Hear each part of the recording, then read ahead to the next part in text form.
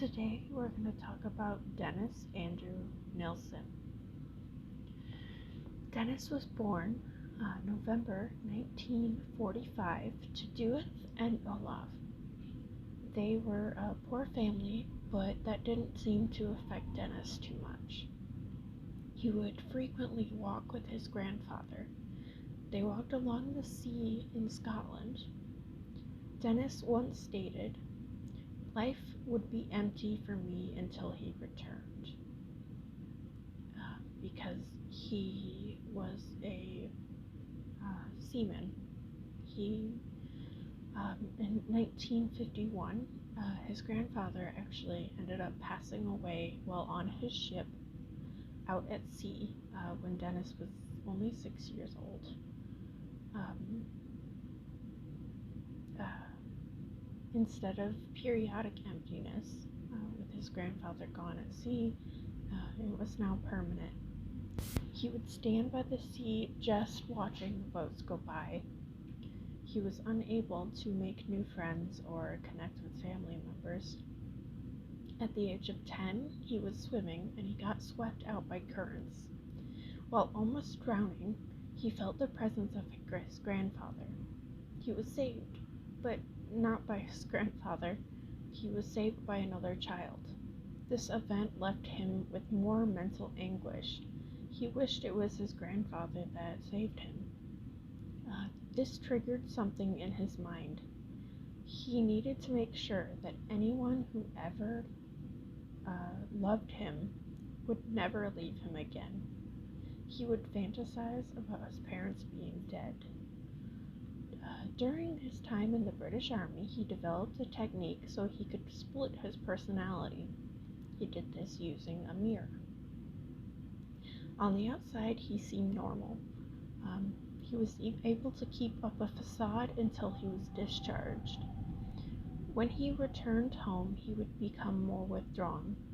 He would try to have casual sex, but left him unsatisfied. He wanted a lasting relationship, but couldn't find one until he was 30 years old. They moved in together and lived in a nice house with a garden. While into the relationship, Dennis started verbally abusing his girlfriend, Jen. After a year and a half, she left him. He tried finding another partner, but none of his new relationships lasted more than a few weeks. By 1978, he concluded he would never find anyone to truly love him, so he took matters into his own hands. December 30th, 1978, a 14-year-old named Stephen Holmes walked into a bar to try to buy alcohol. Dennis took his chance. He struck up a conversation with the child and lured the kid back to his apartment, offering him alcohol. When they got there, they drank together and then just fell asleep. The next morning, Dennis woke up first. He feared Stephen would wake up and try to leave him. He wanted him to stay until the new year, whether he liked it or not. So he strangled the boy with the tie, then drowned him in the bathtub. Afterward, he masturbated over the corpse. Dennis put the body under the floorboards for safekeeping. He kept him until 8 months later, where he decided to burn him in a bonfire. A few months later, he decided to strike again. He met Andrew Ho. Dennis tried to strangle him but failed. The police questioned him, but no charges were filed. A few months later, he met Kenneth Oakenden. As Kenneth listened to music at Dennis's apartment, he was strangled with the cord of the earphones. After death, Dennis listened to the song that Kenneth was listening to. A few days after the murder, he positioned the body around his apartment and photographed it doing just normal things. After he was done, he put him in a plastic bag and put him under the floorboards. After a few weeks, period, he would take the body out and play with it or put it on the couch and watch TV with it. When he was done with the body, he would burn it in the bonfire in the backyard. He would kill 10 more people over the years. He started bathing his victims after death. Once he tried to resurrect a person, but it didn't work. He had second thoughts about killing that person, I guess. His house started to smell really bad because he hadn't disposed of any of the bodies of the 10. So he lit a bonfire and disposed of all of them. To attempt to cover up the smell of the bodies, he threw a car tire on top. When the fire died down, he crushed the remaining bones with his foot and with a rake. No one suspected Dennis, and his spree was far from over. In 1981, his landlord asked him to move so he could renovate the house. The day before he left, he burned more bodies that were left in his house.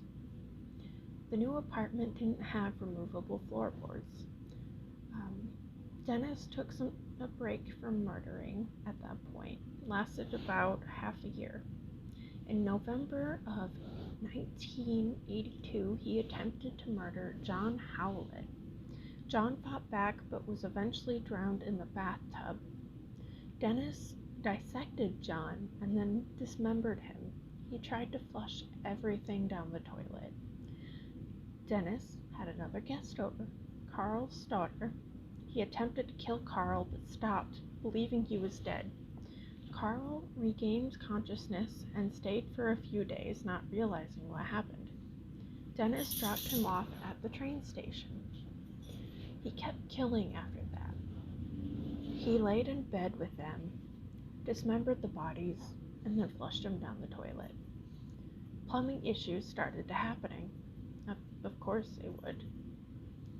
He wrote his landlord to clear the drains, and a week later a plumber came to take care of it. The plumber found bones and flesh. All Dennis had to say was it looked like somebody had been flushing their Kentucky Fried Chicken down the toilet. The plumber decided to dig deeper. He found more human flesh, like pounds and pounds of it. Shortly after, the police were called. They found a body in a plastic bag in his closet. Dennis was taken into custody. The police asked him how many people there were, and he responded 15 or 16. At the house he used to live at, they found 1,000 blackened bone fragments. When asked why he killed so many people, he responded, "I don't know. I was hoping you could tell me." Dennis was sentenced to life imprisonment without the chance of appeal or parole.